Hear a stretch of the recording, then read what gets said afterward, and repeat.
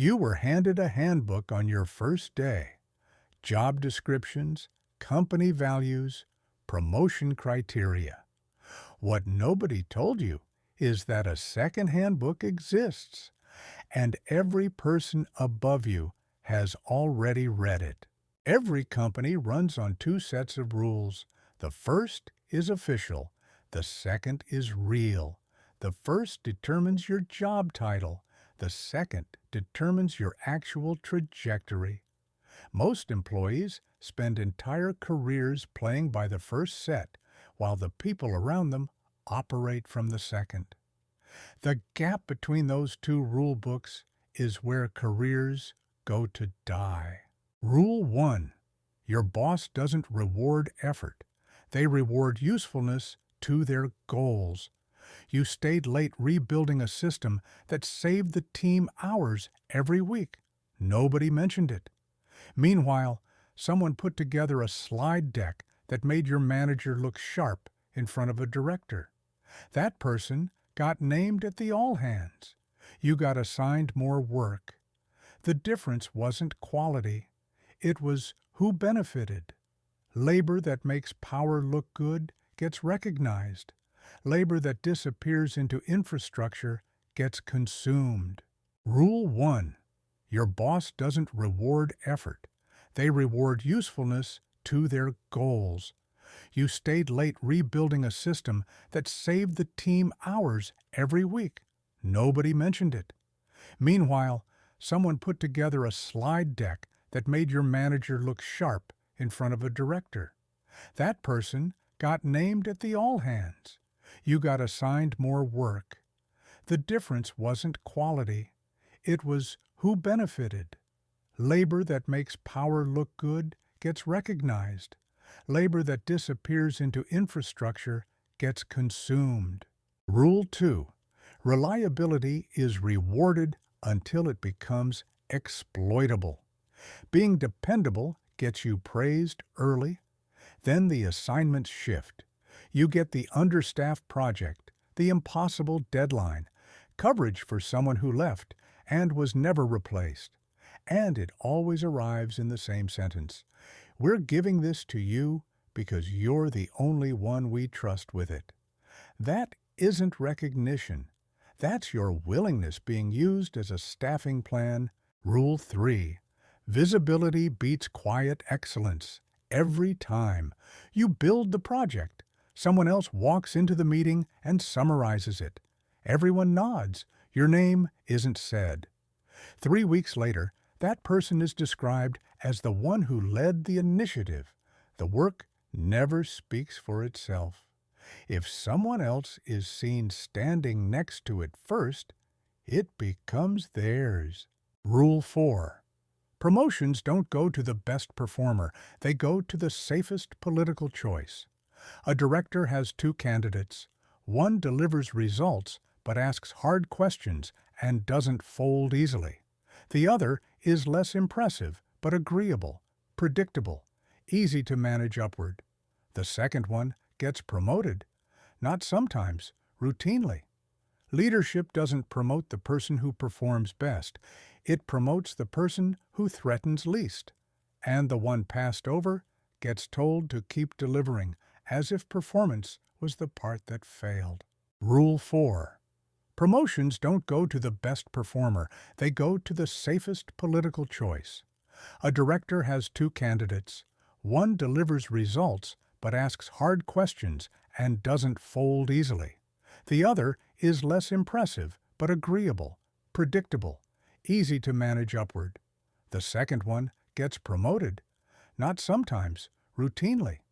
Leadership doesn't promote the person who performs best. It promotes the person who threatens least.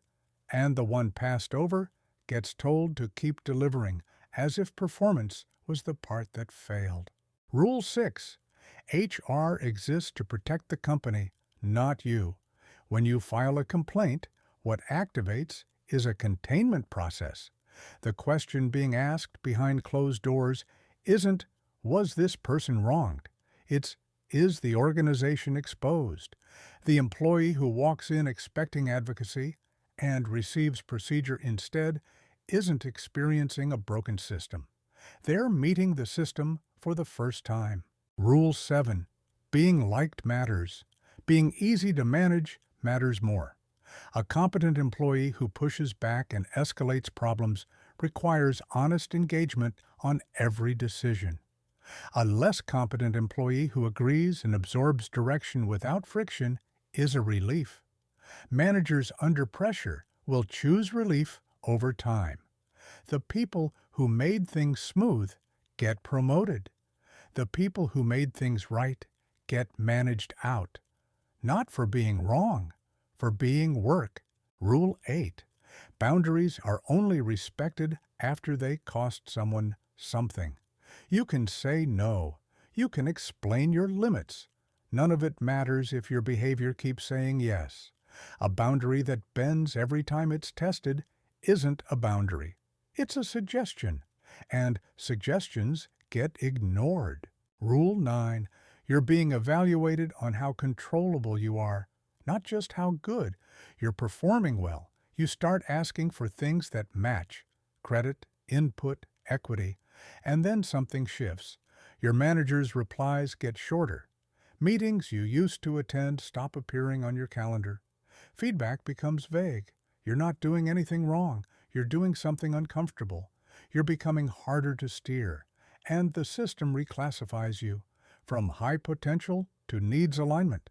Nobody announces it. You just stop getting chosen for things you used to be chosen for. Rule 10. The reward for fixing chaos is becoming the permanent chaos absorber. You stabilized a failing project. You covered for 2 missing roles. And what did the organization learn? Not that you deserved more, that you could absorb dysfunction without escalating it. So instead of fixing the root cause, they kept handing you the wreckage. Your competence became the replacement for infrastructure the company refused to build. Rule 11. Loyalty is demanded downward and discarded upward. You were told to stay through the hard times. Show you're a team player. Then the budget shifts. Your position becomes inconvenient. And the loyalty you showed evaporates in a single meeting you weren't invited to. You were expected to sacrifice. They reserved the right to be strategic. Both sides use the same word for it. Rule 12. Meetings are not for information. They are for power. Who gets asked for input? Who gets interrupted? Whose idea gets repeated 10 minutes later by someone more senior and suddenly treated as original? You've sat in that meeting. You've watched your own words come back to you in someone else's mouth while everyone nodded like it was the first time they'd heard it. Rule 13. Feedback is not always development. Sometimes it's compression. You were told to be less direct, less visible, less vocal. The language sounds developmental, more measured, better at reading the room, but the effect is reduction. You become smaller, softer, easier to handle, and you comply because you believe you're growing. If every piece of feedback makes you quieter, it's worth asking who it's making you quieter for. Rule 14. Job security doesn't come from being essential. It comes from being essential in a way someone above you can explain in one sentence. You might be the most critical person on your team, but if the person making budget decisions can't describe what you do, you're already gone. You just haven't been told yet. When cuts come, the names that survive aren't the most important. They're the most explainable. Rule 15. The biggest advantage you'll ever have at work is seeing the system clearly before it needs you to stay confused.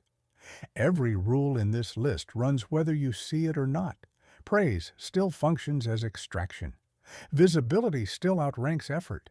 Labels are still being written in rooms you'll never enter. None of this stops because you're talented, but something shifts once you see it. You stop mistaking praise for protection. You stop performing harder when the problem was never performance. You start reading the room you're actually standing in, not the one they described during orientation.